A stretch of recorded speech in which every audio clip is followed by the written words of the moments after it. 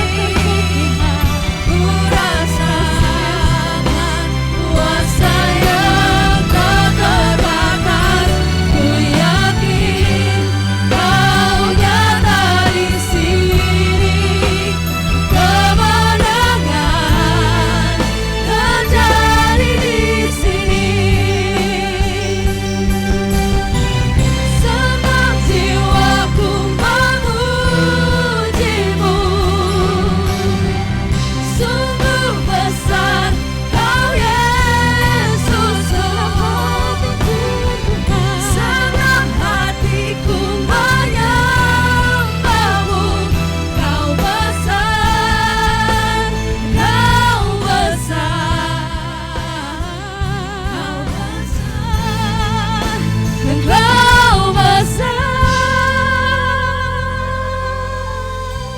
Jemaat Tuhan katakan, ku yakin Kau hadir di sini. Benar Tuhan, Israel tapi Yesus. Ku rasa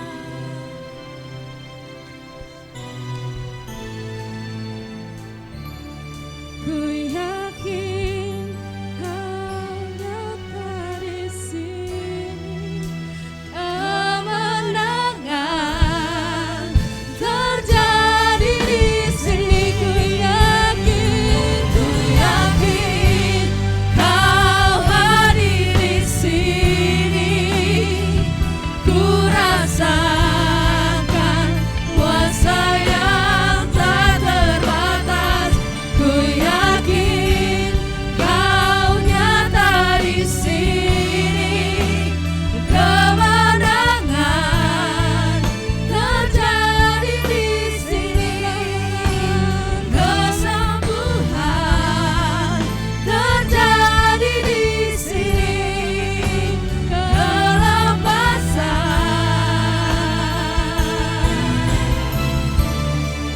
terjadi di sini.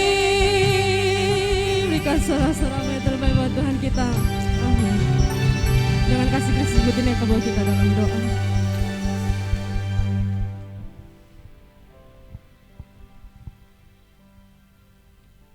Haleluya Yesus.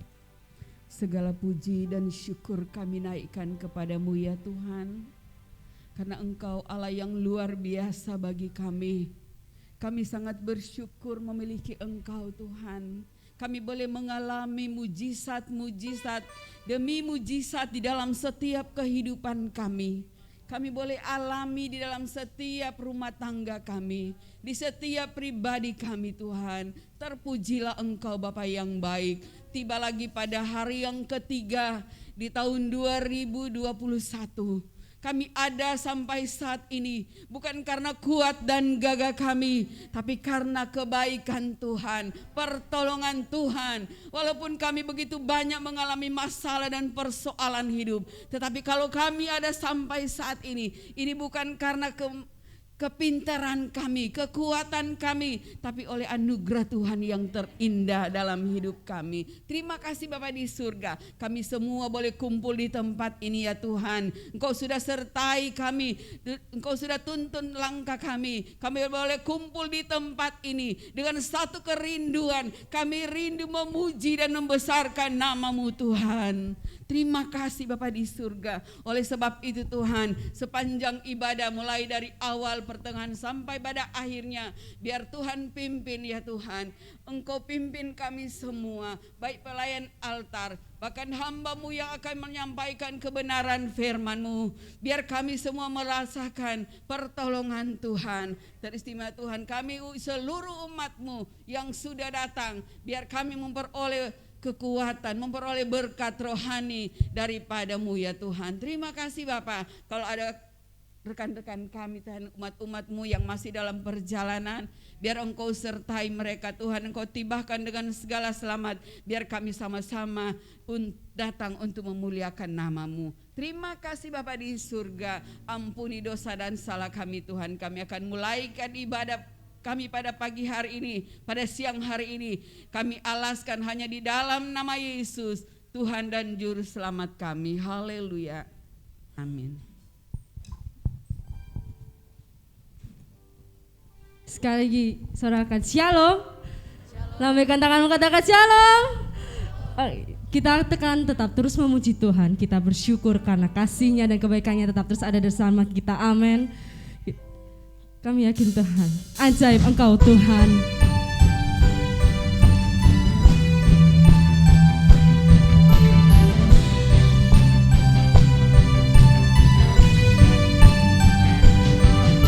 Tak terbayang kebesaran-Mu dan tak terbanding kekuatan-Mu Tuhan. Kau megah bagiku segenap jiwa dan pengharapan, tak ku serahkan untuk rencana-Mu Tuhan. Kau Raja atasku, Kau yang Raja,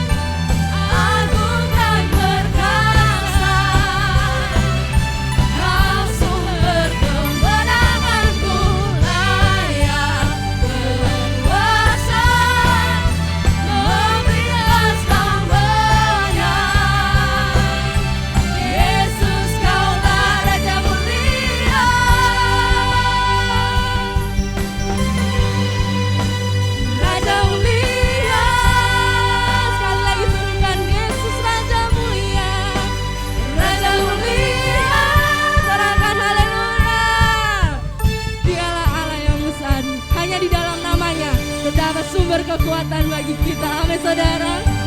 Makasih Yesus. Hanya di dalam namanya Yesus dia sumber pengharapan di sepanjang hidupku.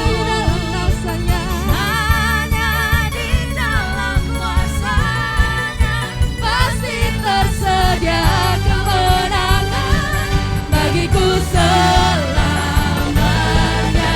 Hanya di dalam namanya Yesus dia sumber pengharapan di sepanjang hidupku.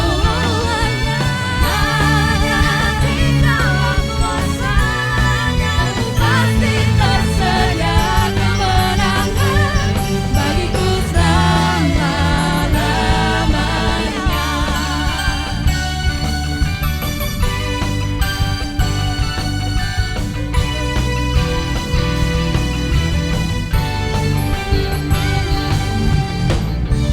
Firman terangi jalanku,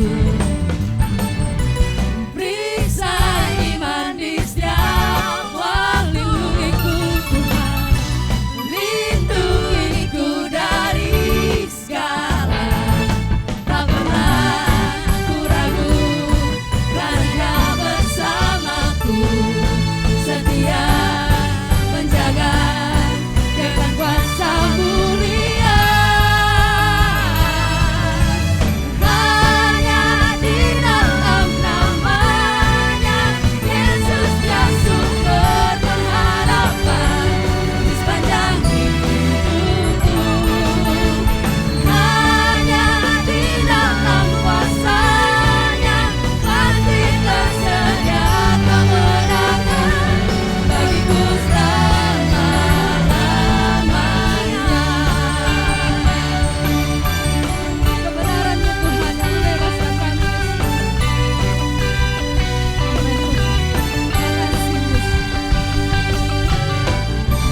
Kebenaran yang bebaskan selalu berikanku kekuatan hadapi segala tantangan. Tak pernah kami ragu Tuhan, tak pernah ku ragu, karena Dia bersamaku, setia menjaga dengan kuasa mulia. Hanya di dalam namanya Yesus dia sumber pengharapan di sepanjang hidupku. Hanya di dalam kuasanya pasti tersedia kemenangan bagiku selama-lamanya. Hanya di dalam namanya sedia pengharapan. Dalam namanya ada pengharapan, dalam kuasanya kemenangan. Dalam namanya ada pengharapan, dalam kuasanya kemenangan. Hanya di dalam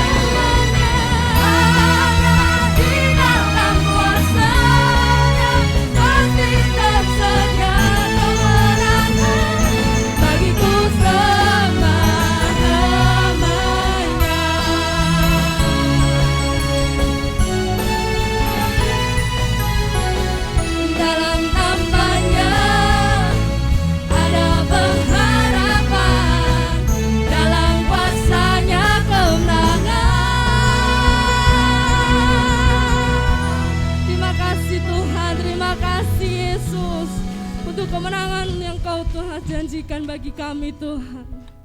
Terima kasih Tuhan, kami akan persiapkan hati kami Tuhan untuk diisi kebenaran firman-Mu Tuhan.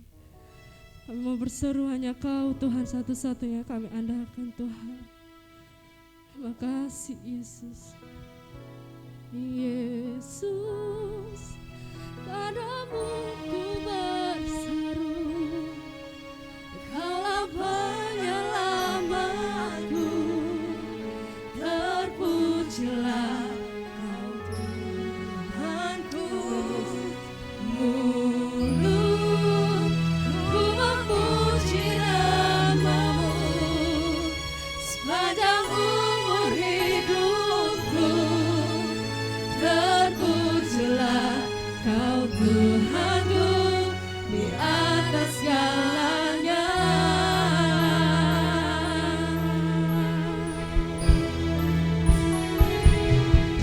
Yesus, padamu ku berseru, Engkaulah penyelamatku, terpujilah Kau Tuhanku.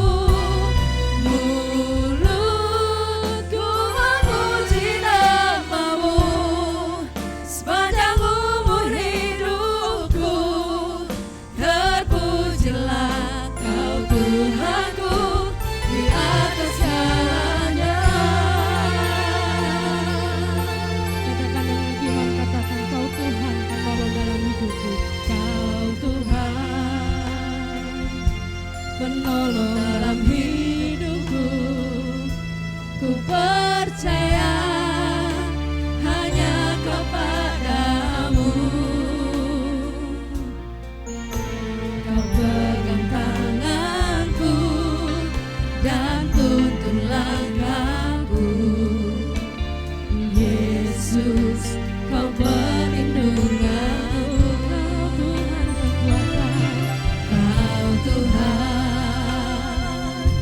kekuatan dalam hidupku, penolongku dalam kesesakan. Kau gunung batuku dan pertahananku. Yesus, Kau kemenanganku. Yesus, padamu ku berseru, Engkaulah penyelamatku, terpujilah Kau Tuhanku. Mulutku memuji nama-Mu sepanjang umur hidupku, terpujilah Kau Tuhanku di atas segalanya. Kami mau terus nyatakan Tuhan, Engkau penolong dalam hidup kami. Kau Tuhan penolong dalam hidupku, ku percaya hanya kepada-Mu. Kau pegang tanganku dan tuntun langkahku. Yesus, Kau perlindunganku. Kau Tuhan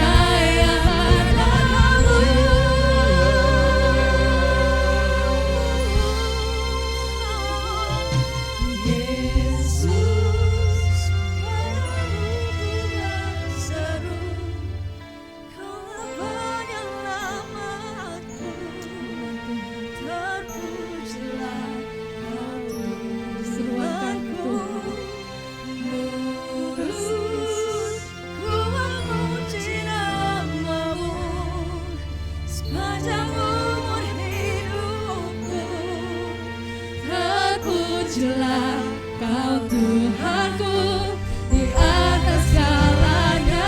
Sekarang disebutkan Yesus, Yesus, padamu ku berseru, Engkaulah penyelamatku, terpujilah Kau Tuhanku.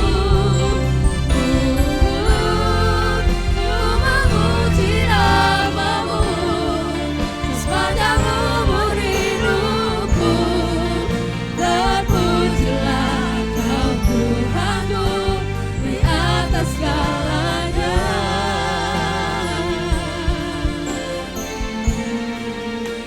Di atas segalanya.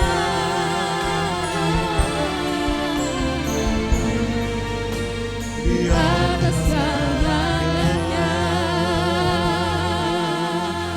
Beri tepuk tangan yang meriah untuk Tuhan Yesus. Haleluya, haleluya. Bapa kami yang di sorga, di dalam nama Yesus Kristus Tuhan kami, Roh Kudus penolong kami yang setia dan ajaib, yang tidak pernah meninggalkan kami sampai pada jam dan saat ini. Dan saatnya kami akan siapkan hati dan seluruh hidup ini untuk ditaburi kebenaran firman-Mu. Urapi kami semua, urapi hamba-Mu Tuhan. Berikan hikmat surgawi supaya firman yang disampaikan betul-betul menjadi kekuatan baru dalam hidup kami yang kami pakai sepanjang tahun yang berjalan ini. Terima kasih, kami tahu dan kami percaya Tuhan mengurapi hati, pikiran, telinga kami dan seluruh hidup ini sebagai ladang yang akan ditaburi firman-Mu. Kami akan duduk tenang dengar firman-Mu di dalam nama Tuhan Yesus Kristus. Haleluya, amin. Silakan duduk. Selamat siang, selamat hari Minggu, dan belum terlambat saya mengucapkan selamat Tahun Baru 2021. Semoga kasih setia Tuhan memberkati kita dan memberikan kita kekuatan, kemampuan, keberhasilan di sepanjang tahun 2021 ini, dan tentunya kita akan pakai dan gunakan semua itu untuk kemuliaan bagi nama Tuhan semata. Baik, mari kita membuka Alkitab kita dalam kitab Yohanes pasal yang ke-18 ayat yang ke-38 bagian A. Jadi materi yang sama yang disampaikan pada tadi pagi. Kata Pilatus kepadanya, apakah kebenaran itu?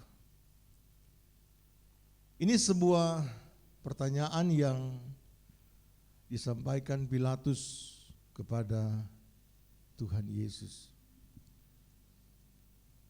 Yohanes pasal 18 secara utuh itu menceritakan tentang kronologis penangkapan Yesus Kristus. Ayat yang pertama dalam Yohanes pasal 18 mengatakan, setelah Yesus mengatakan semuanya itu, keluarlah ia dari situ bersama-sama dengan murid-muridnya, dan mereka pergi ke seberang sungai Kidron. Di situ ada suatu taman, dan ia masuk ke taman itu bersama-sama dengan murid-muridnya. Kata mengatakan semuanya itu terlalu luas. Dalam kitab Matius pasal 26, dalam situasi yang sama itu lebih jelas apa yang dikatakan Yesus. Matius 26 ayat 1 dan seterusnya. Setelah Yesus selesai dengan segala pengajarannya itu, berkatalah ia kepada murid-muridnya, kamu tahu bahwa 2 hari lagi akan dirayakan Paskah. Maka anak manusia akan diserahkan untuk disalib. Pada waktu itu berkumpullah imam-imam kepala dan tua-tua bangsa Yahudi di istana imam besar yang bernama Kayafas. Dan mereka merundingkan suatu rencana untuk menangkap Yesus dengan tipu muslihatnya dan untuk membunuh dia. Dalam bacaan kita, Yesus menyampaikan segala pengajaran itu khususnya kepada murid-muridnya untuk mempersiapkan mereka menghadapi situasi tersulit yang memang mereka secara pribadi belum siap untuk menerima itu. Padahal sudah keempat kali Yesus menyampaikan tentang penderitaan yang harus dialami dan apa yang akan terjadi dalam hidupnya. Sudah keempat kali. Nah, harusnya mereka sudah mengerti dan memahami. Tapi Yesus harus menyampaikan segala pengajaran untuk mempersiapkan mereka supaya mereka tidak tergoncang ketika hari itu atau waktu itu datang. Sementara imam-imam kepala dan tua-tua Yahudi itu mereka merancangkan sesuatu untuk mencelakai Yesus dengan tipu muslihat dan kemudian untuk membunuh dia. Ini kesepakatan dari imam-imam kepala, orang-orang Farisi dan tua-tua Yahudi. Jadi tentang kematian Yesus Kristus itu adalah sebuah peristiwa yang sudah diketahui oleh sekian banyak orang. Bahkan dirancang khusus oleh orang-orang Farisi yang tidak senang dengan Yesus. Karena mereka menganggap bahwa Yesus membawa sebuah pengajaran baru yang bertentangan dengan Taurat yang kurang lebih 1.500 tahun telah mereka pegang. Sehingga mereka merancangkan untuk membunuh dia. Jadi kalau ada pihak-pihak yang mengatakan bahwa yang mati di kayu salib itu bukan Yesus, itu sebuah narasi yang dibangun yang saya katakan sudah klasik dan sudah ketinggalan zaman. Sebab pada pasal 27 kitab Matius itu dijelaskan bahwa sesudah Yudas menjual Yesus kepada imam-imam kepala dan ahli-ahli Taurat seharga 30 keping perak, dan Yudas membawa para prajurit dan penjaga-penjaga bait Allah untuk menangkap dia, dan ketika dia tahu bahwa keputusan imam-imam kepala pada waktu itu dan orang Farisi memutuskan bahwa Yesus akan dihukum mati, dia menyesal. Dia mengembalikan uang itu kepada imam-imam kepala dan orang Farisi dan mereka menolak uang itu. Namun dia melemparkan itu ke bait Allah, dan Alkitab mencatat karena menyesalnya dia gantung diri dan kemudian mati. Jadi pada waktu Yesus sementara diadili di hadapan Pilatus, Yudas sudah mati, sudah gantung diri. Kemudian narasi dan pemahaman yang dibangun bahwa Yudas yang menggantikan Yesus, saya anggap bahwa orang yang mengatakan demikian itu orang yang tidak paham tentang sejarah Alkitab. Nah, kita sebagai orang yang percaya kepada Yesus Kristus Tuhan, kita harus pahami kronologis tentang penangkapan sampai Yesus mati di kayu salib. Itu disaksikan oleh banyak orang, bukan 1-2 orang, tapi oleh banyak orang, dan mereka mengakui bahwa memang Yesus disalib, Yesus mati, dan kemudian Yesus bangkit dari antara orang mati. Nah, kita kembali kepada pembacaan kita dalam Yohanes pasal 18, bahwa setelah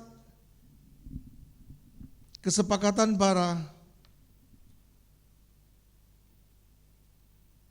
orang Farisi, ahli Taurat, dan para imam-imam kepala, itu terjadi pada waktu malam.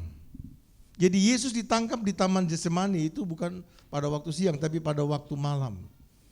Setelah Yesus selesai menyampaikan pengejaran kepada murid-muridnya, mereka menyeberang sungai Kidron dan kemudian masuk ke Taman Getsemani.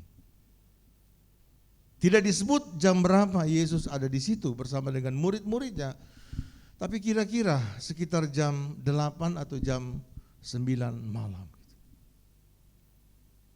11 murid itu bersama-sama dengan Yesus, sementara Yudas itu masih sibuk tawar-menawar dengan imam-imam dan orang Farisi. Nah, ketika Yesus sampai dengan 11 muridnya, Yudas juga sampai dengan prajurit dan pengawal-pengawal Bait Allah. Dan terjadilah penangkapan di situ. Namun di saat penangkapan ada 2 mujizat terjadi. Yang pertama ketika Yesus mengatakan, "Akulah dia." Pasukan yang datang untuk menangkap dia mundur dan mereka jatuh rebah karena ada pengaruh kuasa yang besar dari diri Yesus. Yang kedua, ketika Petrus tahu bahwa mereka akan menangkap, Petrus mengambil pedang dan meletakkan pedang itu ke telinga hamba imam besar Malkus, dan telinga itu putus jatuh ke tanah. Tapi Yesus menegur kepada Petrus, "Petrus, sarungkan pedang itu, karena siapa yang main pedang akan mati dengan pedang." Dan Yesus mengambil telinga itu dan mengembalikan ke tempatnya, dan terjadilah mujizat. Harusnya dengan 2 mujizat itu mereka membatalkan niat untuk menangkap Yesus. Tapi karena mereka sudah diracuni oleh provokasi dari imam-imam kepala dan orang-orang Farisi, dan mereka ini bawahan yang diperintahkan untuk menangkap Yesus, maka mereka hanya menjalankan tugas. Yesus ditangkap dan kemudian dibawa kepada Hanas, mertua Kayafas sebagai imam besar. Dan setelah dia dibawa ke situ, Yesus dipersekusi sepanjang malam itu. Jadi kira-kira ada sekitar 11 atau 12 jam Yesus mengalami persekusi. Kalau saudara baca, dia ditampar ketika dia menjawab kepada imam besar dan dianggap itu tidak menghormati imam besar, kemudian dia ditampar. Nah, saya percaya sepanjang malam itu Yesus mengalami tekanan, intimidasi, baik secara fisik maupun secara mental, dan dia tidak tidur. Pagi hari dia dibawa kepada Pilatus. Karena imam besar dan juga orang Farisi tidak menemukan kesalahan, mereka takut juga dan mereka tidak punya wewenang untuk menghakimi Yesus. Mereka bawa itu kepada Pontius Pilatus, yang waktu itu adalah gubernur kelima di provinsi Yudea, yang pada waktu itu Kaisar Tiberius yang menjadi kaisar di Roma. Pontius Pilatus ini seorang gubernur, dan dia adalah mantan militer tentara Romawi. Kemudian karena kekosongan gubernur di provinsi Yudea, dia dikirim. Dan saya percaya bahwa Pontius Pilatus ini bukan orang yang tidak berpendidikan, dia orang yang berpendidikan. Kalau di zaman kita sekarang, seorang gubernur itu harus paling tidak 2 bintang, mayor jenderal. Nah, seorang mayor jenderal itu punya latar belakang pendidikan sekuler dan pendidikan militer yang sudah matang sekali. Tapi ketika dia bertanya kepada Yesus, dia bercakap-cakap dengan Yesus, dan dia tidak menemukan kesalahan. Bahkan ketika Yesus bicara tentang kebenaran, muncullah pertanyaan ini, apakah kebenaran itu? Nah, di sini kita lihat bahwa Pilatus sama sekali tidak mengerti tentang kebenaran, sehingga dia bertanya, apakah kebenaran? Karena kalau dia mengerti tentang kebenaran, dia akan bertanya siapakah kebenaran? Karena Yesus bicara tentang dirinya. Dalam kitab Yohanes pasal 18 kita kembali ayat 37. Maka kata Pilatus kepadanya, jadi engkau adalah raja? Jawab Yesus, engkau mengatakan bahwa aku adalah raja. Untuk itulah aku lahir dan untuk itulah aku datang ke dalam dunia ini, supaya aku memberi kesaksian tentang kebenaran. Setiap orang yang berasal dari kebenaran mendengarkan suara. Tapi pertanyaan Pilatus, apakah kebenaran itu? Mungkin Pilatus berpikir kebenaran itu bentuknya bulat, panjang, atau seperti benda. Karena dia tidak mengerti apa yang Yesus maksudkan tentang dirinya. Bahwa yang Yesus maksudkan tentang kebenaran adalah tentang dirinya. Sehingga kemudian dia tidak menemukan kesalahan dan dia keluar. Dan dia berkata kepada semua orang yang hadir di situ, sesudah mengatakan demikian, keluarlah Pilatus lagi mendapatkan orang-orang Yahudi dan berkata kepada mereka, aku tidak mendapatkan kesalahan apapun padanya. Tetapi pada kamu ada kebiasaan bahwa pada Paskah aku membebaskan seorang bagimu. Maukah kamu supaya aku membebaskan raja orang Yahudi bagimu? Mereka berteriak pula, jangan dia, melainkan Barabas. Barabas adalah seorang penyamun. Sebenarnya di hati kecil Pontius Pilatus, dia ingin berusaha untuk menyelamatkan Yesus. Tapi dia juga mendapat intimidasi dan tekanan dari orang banyak ketika dia melemparkan pertanyaan ini.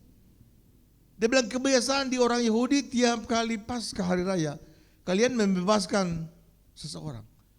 Apakah bisa membebaskan raja orang Yahudi ini? Yang dimaksud adalah Yesus. Jadi Pontius Pilatus berusaha untuk membebaskan Yesus. Tapi karena tekanan orang banyak yang berteriak, tidak, bukan dia, tapi Barabas. Nah, Barabas itu seorang penyamun, seorang penjahat besar yang ditangkap, perilakunya yang jahat, kemudian dia dipenjarakan. Nah, saudara bisa bayangkan, Yesus yang adalah kebenaran ditukar dengan Barabas.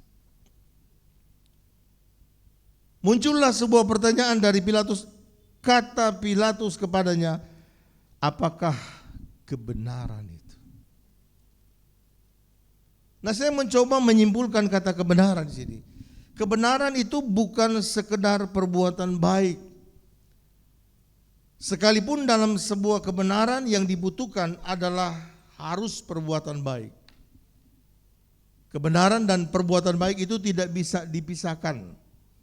Ibarat saudara kembar, tidak bisa dipisahkan satu dengan yang lain.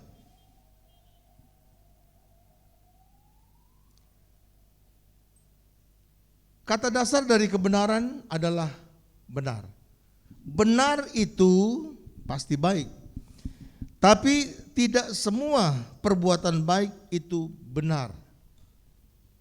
Sebab benar dalam Alkitab itu adalah status berdasarkan anugerah Allah, bukan berdasarkan usaha manusia.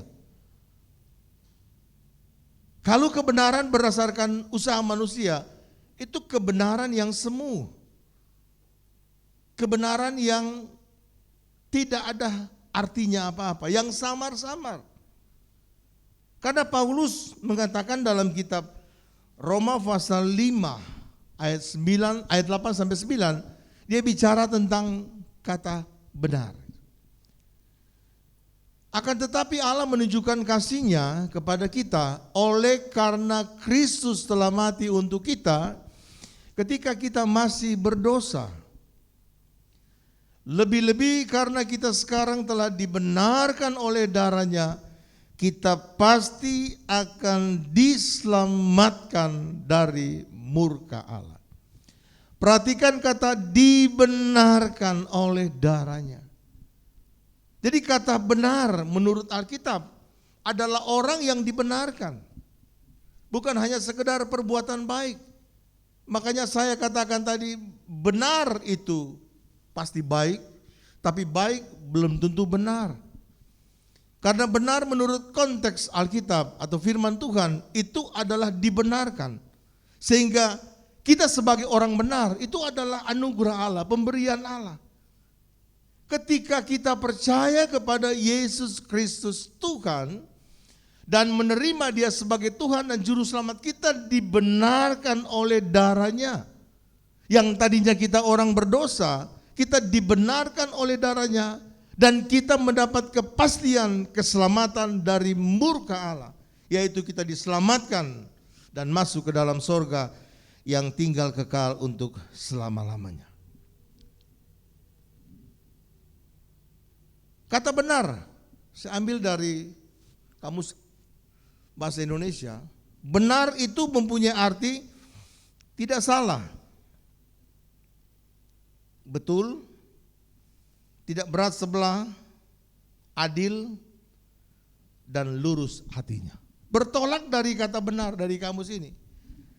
Siapakah kira-kira manusia yang memenuhi kriteria dan standar ini setelah kejatuhan manusia pertama Adam dan Hawa? Alkitab katakan tidak ada seorang pun yang benar di hadapan Tuhan. Dalam kitab Roma pasal yang ketiga, ayat yang ke-9 sampai ayat yang ke-20. Jadi bagaimana, adakah kita mempunyai kelebihan daripada orang lain? Sama sekali tidak.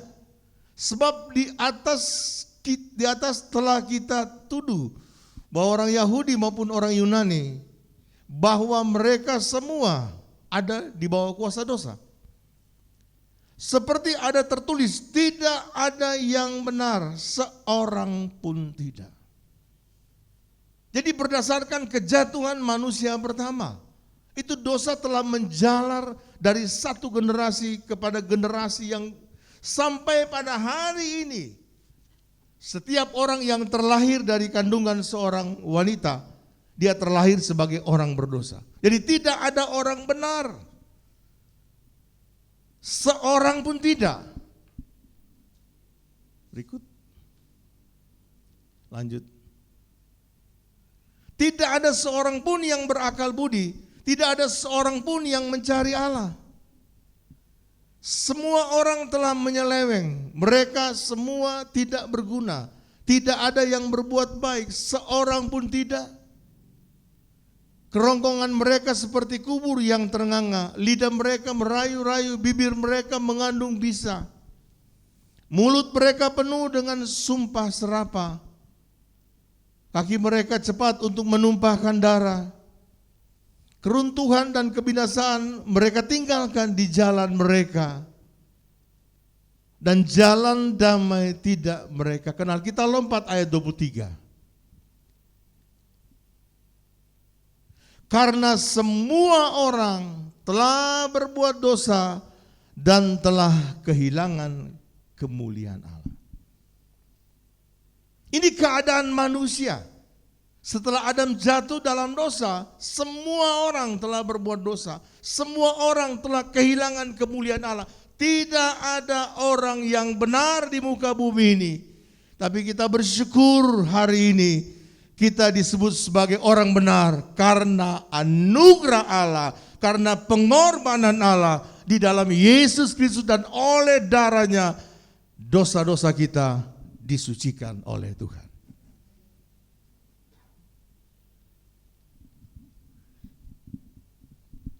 Kebenaran adalah keadaan benar, keadaan yang sesuai dengan yang sesungguhnya. Yang sesungguhnya yang dimaksud dengan benar. Dan tidak ada seorang pun yang mampu mengaku bahwa dia orang benar. Alkitab memberikan rekomendasi tentang kebenaran tersebut dalam Ibrani pasal 4 ayat 14 sampai 16. Kita lihat siapa dan apa itu kebenaran yang sesungguhnya. Karena kita sekarang mempunyai imam besar agung yang telah melintasi semua langit, yaitu Yesus anak Allah. Baiklah kita teguh berpegang pada pengakuan iman kita. Sebab imam besar yang kita punya bukanlah imam besar yang tidak dapat turut merasakan kelemahan-kelemahan kita. Sebaliknya sama dengan kita, ia telah dicobai hanya tidak berbuat dosa. Jadi yang dimaksud dengan kebenaran oleh Yesus itu adalah pribadi dia. Bahwa dia telah turun melintasi semua langit. Dia telah turun meninggalkan kealahannya, menimbalkan kemuliaannya. Dia telah melepaskan haknya sebagai Allah dan turun berinkarnasi menjadi manusia, menjadi sama dengan kita. Yang tadinya dia adalah Allah yang penuh kemuliaan, dia tinggalkan semua itu dan menjadi sama dengan kita, menjadi manusia yang ada di dalam tubuh yang berdosa ini, yang terbatas ini, yang selalu melakukan kesalahan. Tapi Yesus telah memberikan contoh, sekalipun dia turun sebagai manusia, dia tinggal dalam tubuh yang berpotensi untuk melakukan dosa, dia tidak melakukan dosa sama sekali. Alkitab mengatakan sebab imam besar yang kita punya bukanlah imam besar yang tidak dapat turut merasakan kelemahan-kelemahan kita. Semua kelemahan kita dia rasakan. Dia merasa lapar, dia merasa haus, dia merasa capek dan dia butuh tidur. Dia juga dicobai oleh keinginan daging, tapi dia tidak berbuat dosa. Itu yang dahsyat dari pribadi Yesus. Ibrani pasal yang ke-7, ayat yang ke-26. Sebab imam besar yang demikian yang kita perlukan. Imam besar yang adalah kebenaran Yesus Kristus yang kita perlukan. Yang pertama yaitu yang saleh, tanpa salah, tanpa noda, yang terpisah dari orang-orang berdosa. Kata saleh itu ada beberapa tokoh Alkitab dikatakan. Henok itu orang saleh, Nuh itu orang saleh, Ayub itu orang saleh. Tapi tanpa salah, tanpa noda dan terpisah dari orang-orang berdosa, tidak mereka miliki. Hanya pribadi kebenaran Yesus Kristus yang saleh, tanpa salah, tanpa noda dan terpisah dari orang-orang berdosa yang dimiliki oleh Yesus Kristus, dan dia lebih tinggi daripada tingkap-tingkap sorga. Itu sebabnya dia layak kita muliakan dan kita agungkan. Ibrani pasal 5 ayat 8 dan ayat yang ke-9. Dan sekalipun ia adalah anak, ia telah belajar menjadi taat dari apa yang telah dideritanya. Dan sesudah ia mencapai kesempurnaannya. Jadi kesempurnaan di sini bukan dimaksud kealahannya. Sebab kalau kesempurnaan ini adalah kealahan, dia tidak akan turun menjadi manusia. Dia tidak akan mengambil rupa tubuh yang berdosa. Dan kalau dia turun dengan kealahan, kesempurnaan kealahan, alam semesta ini tidak mampu untuk menerima dia. Karena alam semesta telah tercemar dengan dosa. Dan kekudusan Allah tidak bisa menyatu dengan dosa. Dan mungkin alam semesta ini akan hancur sebelum waktunya. Karena kekudusan Allah. Itu sebabnya dia harus mengambil rupa manusia, dan sesudah dia mengambil kesempurnaan, mencapai kesempurnaan. Yang dimaksud dengan mencapai kesempurnaan ini adalah puncaknya dia mati di kayu salib. Karena itu tujuan. Itu tujuan pemilihan sebelum dunia dijadikan. Dalam kitab 1 Petrus pasal 1 ayat 20. Coba kita lihat dulu itu. Ia telah dipilih sebelum dunia dijadikan, tapi karena kamu baru menyatakan dirinya pada zaman akhir. Jadi penentuan salib, penentuan kematian Yesus Kristus itu sudah ditentukan, sudah dipilih, sudah dipredestinasi. Kata bahasa Alkitab Perjanjian Baru, sebelum dunia dijadikan. Luar biasa Tuhan kita. Sebelum kita ada, dia sudah tahu apa yang terjadi pada kita. Dan Allah telah menyiapkan perangkat keselamatan, yaitu firman yang telah dipilih sebelum dunia dijadikan. Itu sebabnya kita kembali ke Ibrani pasal 5 tadi. Ayat 9. Dan sesudah ia mencapai kesempurnaannya, yaitu mati di kayu salib, ia menjadi pokok keselamatan. Ia menjadi dasar keselamatan yang abadi atau yang kekal bagi semua orang yang taat kepadanya. Untuk itu hari ini kita memulai hari baru di tahun 2021. Jangan kita ragu lagi. Apa yang sudah kita pegang, apa yang sudah kita pilih, jangan kita ragu. Tapi mari kita pegang dia sebagai kebenaran yang sejati, sebagai kebenaran yang mutlak, yang absolut. Dan kita tidak akan melepaskan itu. Karena dengan kebenaran ini kita akan diberkati oleh Tuhan. Kita kuat menghadapi situasi hari-hari ini yang luar biasa parah. 2020 telah kita lewati dengan pergumulan yang cukup berat. 2021 kita belum tahu apa yang terjadi. Tapi firman Tuhan telah menjanjikan, kalau kita berpegang pada kebenaran yaitu Immanuel, dia akan sertai kita. Bukan hanya sebulan, setahun, tapi sampai selama-lamanya dia akan menyertai kita. Bapak Ibu yang dikasihi oleh Yesus Kristus, kebenaran yang dimiliki oleh Yesus Kristus itu adalah kebenaran yang subjektif, yang bersifat pribadi. Bukan kebenaran yang objektif. Kalau kebenaran yang objektif itu adalah kebenaran hasil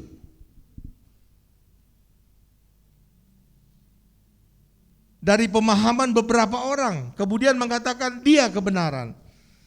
Tapi Yesus itu kebenaran yang bersifat subjektif, pribadi, tidak perlu ada orang lain menilai dia, apa dia benar atau tidak, apa dia kebenaran atau tidak. Karena dia adalah kebenaran yang datangnya dari surga, kebenaran yang absolut.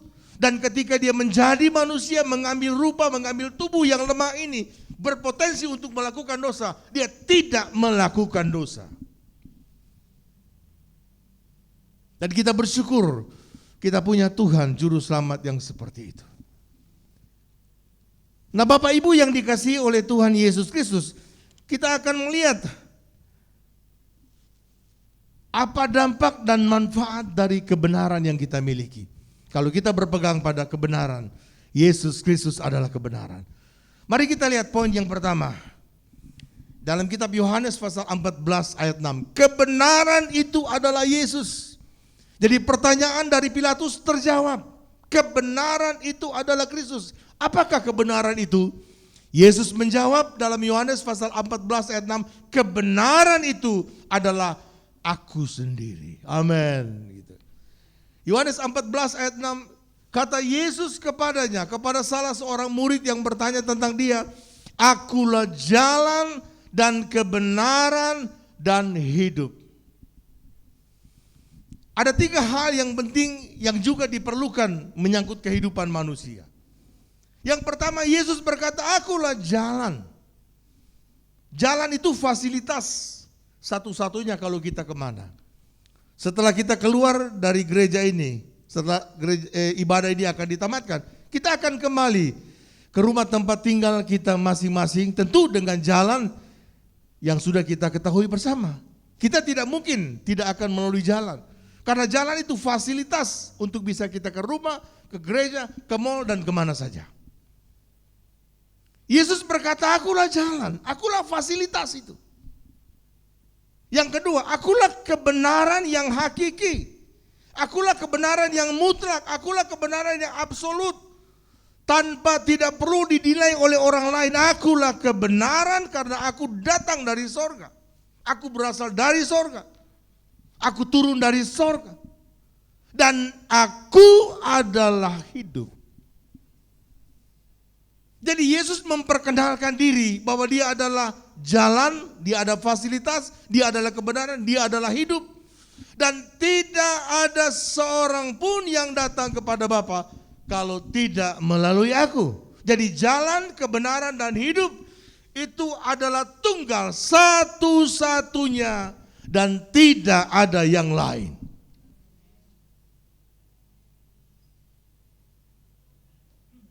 Jadi terjawab sudah, kebenaran itu adalah Yesus satu-satunya.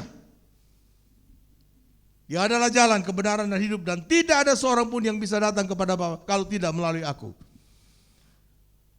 Jadi untuk masuk surga tidak harus melalui agama, termasuk agama Kristen. Itu bukan jalan ke surga. Kalau kekristenan Anda adalah Kristenan yang abal-abal. Tapi jalan satu-satunya adalah harus melalui Yesus Kristus. Yang di dalam kekristenan diajarkan tentang siapa Yesus yang sesungguhnya. Dan kemudian kita menjalani hidup seperti yang diinginkan oleh Yesus, maka sorga akan menjadi bagian hidup kita. Ingat, agama tidak menjamin kita masuk surga. Tapi kepercayaan iman kita kepada Yesus dan sikap hidup kita yang baik, itulah yang menjamin kita untuk masuk ke dalam sorga yang tinggal kekal untuk selama-lamanya. Di sorga Yesus tidak akan tanya tentang siapa agama, apa agamamu. Tapi Yesus akan tanya, sudahkah engkau percaya dan melakukan kebenaranku? Yang kedua, kebenaran itu memerdekakan kita dari dosa. Luar biasa. Yohanes pasal 8 ayat 32. Dan kamu akan mengetahui kebenaran, dan kebenaran itu akan memerdekakan kamu.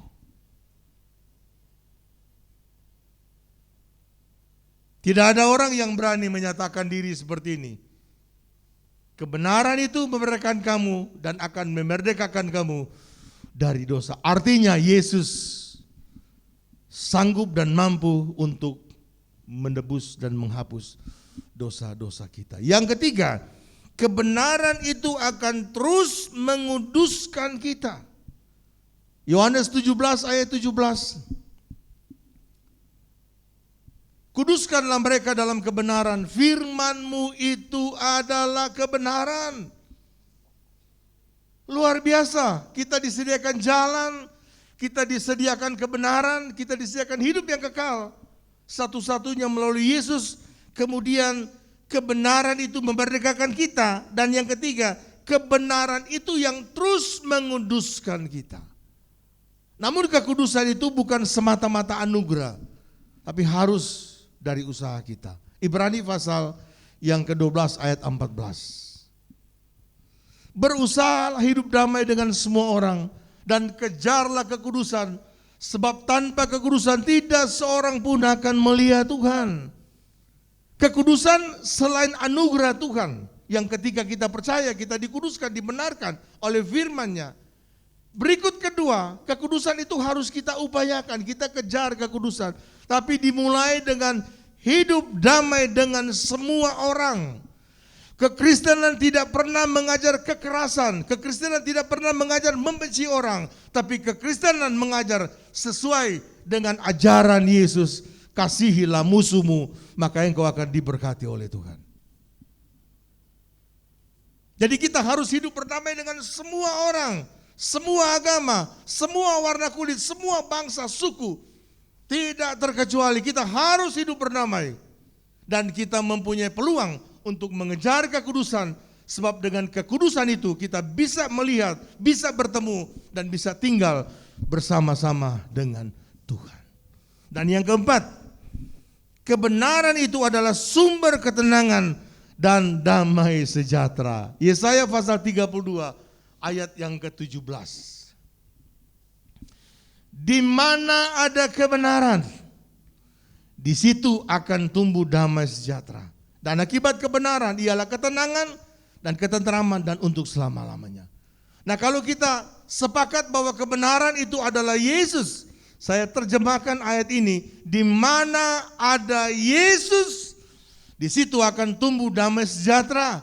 Dan akibat Yesus hadir ialah ketenangan dan ketenteraman untuk selama-lamanya. Jalanilah tahun 2021 bersama dengan kebenaran Yesus Kristus Tuhan kita, maka kita akan menikmati kemenangan demi kemenangan, ketenangan, ketenteraman, dan kita akan diberkati, dilindungi luar biasa oleh Yesus Kristus Tuhan kita. Mari kita beri tepuk tangan dan saya kembalikan kepada Bapak Gembala. Mari kita beri tepuk tangan sekali lagi dan kita bangkit berdiri, puji Tuhan. Kita bangkit berdiri Bapak Ibu sekalian. Kita bersyukur karena firman-Nya telah memberi kekuatan lagi kepada kita dan pengharapan.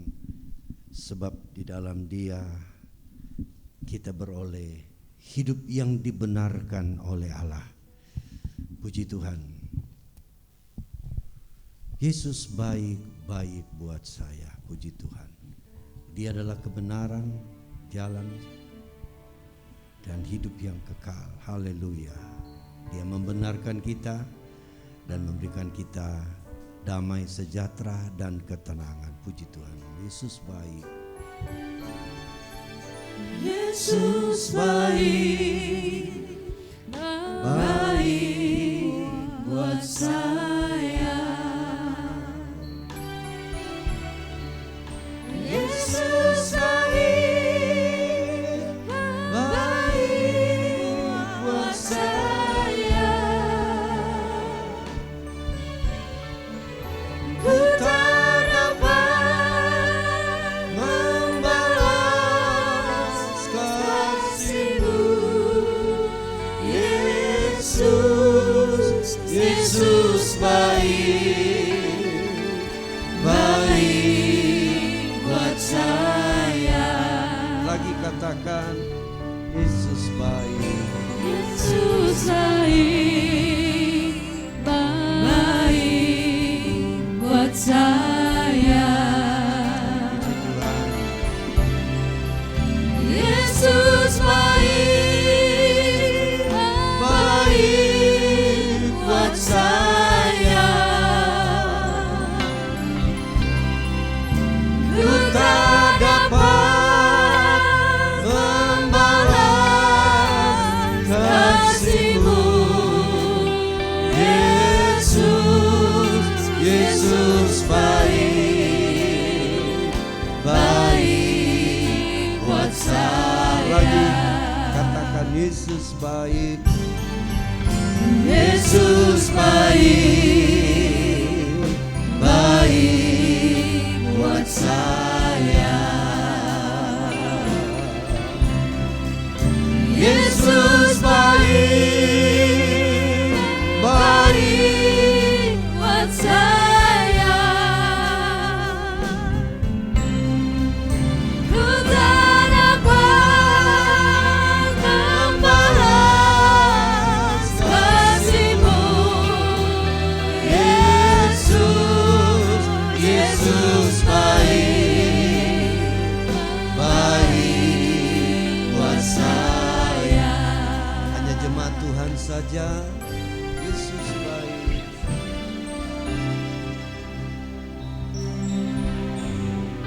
Tuhan. Haleluya.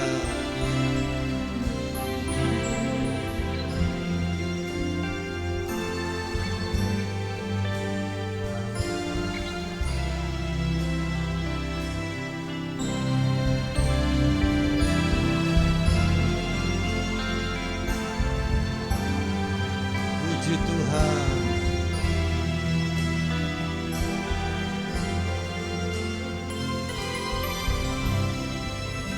Oh haleluya.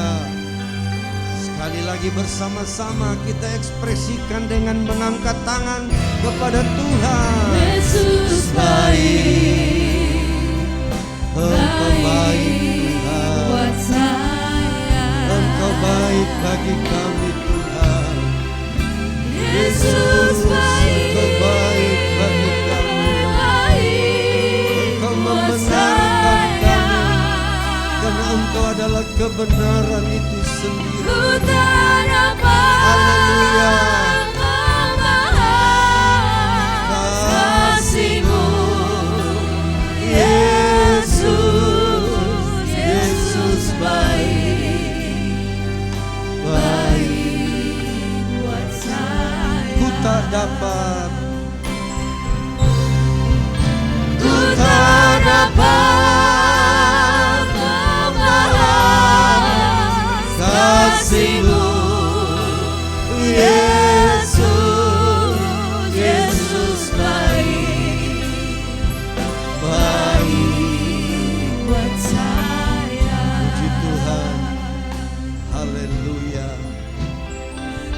Haleluya, haleluya. Kami puji besarkan nama-Mu, karena Engkau Allah yang baik bagi kami. Yesus yang baik dalam hidup kami, yang adalah kebenaran itu sendiri, telah membenarkan kami dan membuat kami menjadi kudus di hadapan-Mu Tuhan. Dan kami memiliki ketenangan, memiliki damai sejahtera, karena hanya kami peroleh di dalam Engkau semata-mata. Terima kasih, biarlah firman yang kami dengar hari ini adalah satu firman yang memberi semangat dan kuat baru bagi kami untuk menjalani tahun yang baru yang Tuhan berikan kepada kami, tahun 2021, yang hari ini adalah hari yang ketiga kami menjalaninya. Kami percaya kami akan mengalami kemenangan datang kepada kemenangan, keberhasilan datang kepada keberhasilan. Yang susah dihiburkan, yang lemah dikuatkan, yang sakit dipulihkan dan disembuhkan, karena Engkaulah Tuhan dan tabib penyembuh kami. Terima kasih Tuhan, terpujilah nama-Mu. Berkati hamba-Mu yang sudah menjadi saluran berkat untuk kami semua. Dan kami percaya kekuatan baru ada pada kami.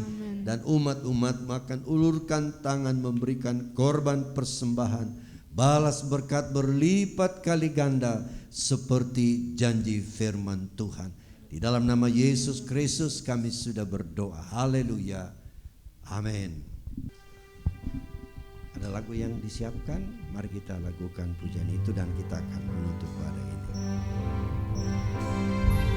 Sebab Kau besar, perbuatan-Mu ajaib, tiada seperti Engkau, tiada seperti Engkau. Sebab Kau besar, perbuatan-Mu ajaib, tiada seperti Engkau, tiada seperti